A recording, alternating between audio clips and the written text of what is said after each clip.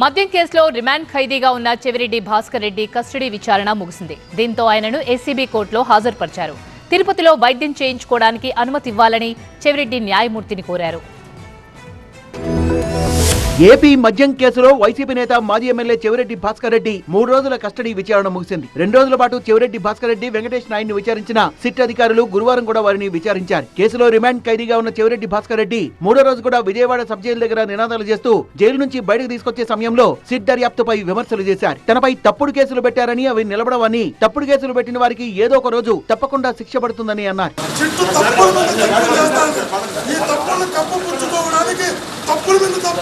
మద్యం కేసులో మరింత లోతుగా విచారించేందుకు చెవిరెడ్డిని 5 రోజుల పాటు కస్టడీకి ఇవ్వాల్సిందిగా ఏసీబీ కోర్టులో సిట్ అధికారులు పిటిషన్ వేశారు. 3 రోజుల పాటు కస్టడీకి అనుమతిస్తూ కోర్టు ఉత్తర్వులు జారీ చేసింది. ప్రతిరోజు ఉదయం 8 గంటల నుంచి సాయంత్రం 6 గంటల వరకు విచారించాల్సిందిగా కోర్టు ఆదేశించింది. జూలై 1 నుంచి చెవిరెడ్డిని సిట్ అధికారులు కస్టడీలోకి తీసుకుని విచారిస్తున్నారు. గురువారంతో ఈ కస్టడీ ముగిసింది.